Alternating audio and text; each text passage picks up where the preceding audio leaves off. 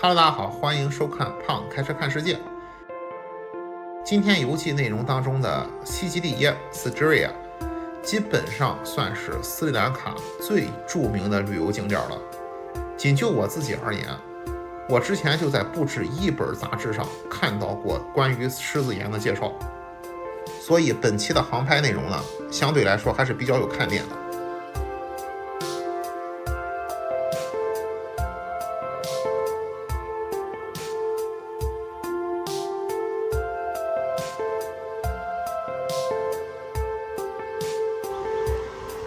当我们离开斯里兰卡中北部的圣城 Anuradhapura 之后呢，便一路向东南方向前往 Sigiriya。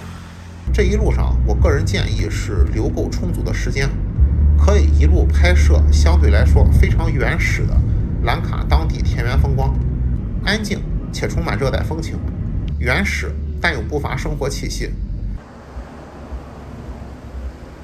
另外，时不常的还能在路边看到野生的大象、猴子，甚至于悠闲的在路上行走的蜥蜴。至于各种叫不上名字的鸟类，那就更多了。总之，这一路上是十分值得您留出一整天的时间来进行旅行规划的。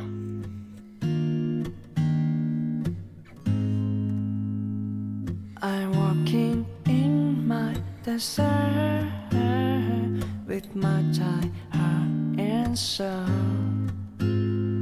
Would you give me some Sigiriya 也称为狮子岩或者狮子山，位于斯里兰卡的中部，由一座始建于公元5世纪晚期的古老城堡遗址组成。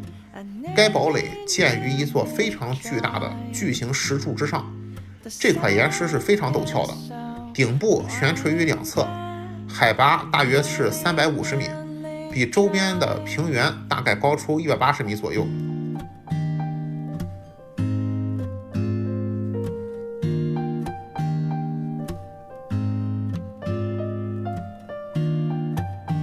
僧伽罗国王迦叶波一世在山顶的几英亩土地上建造了一座巨大的狮子形状的宫殿。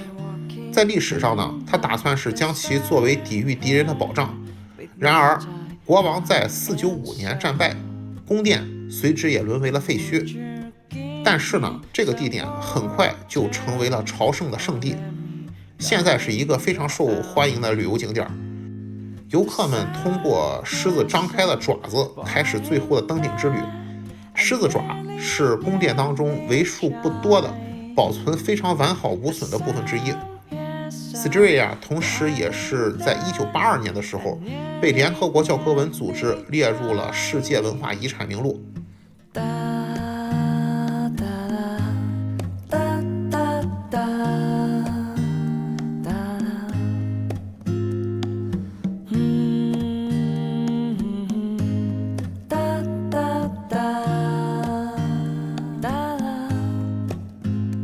狮子岩这个地方呢，我们是没有自己真正去爬的。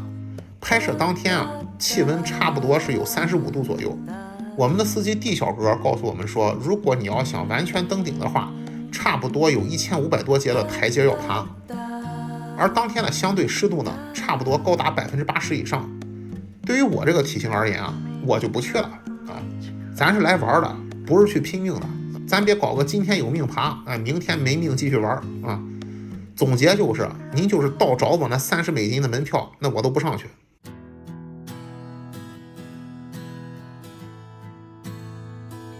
但是呢，如果您要是有毅力去爬的话，个人还是非常建议您上去看一看的。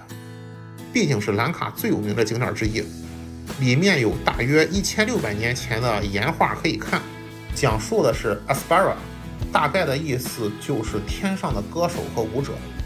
并且还有其他诸多的历史古迹啊，非常有历史氛围，是绝对值得一看的。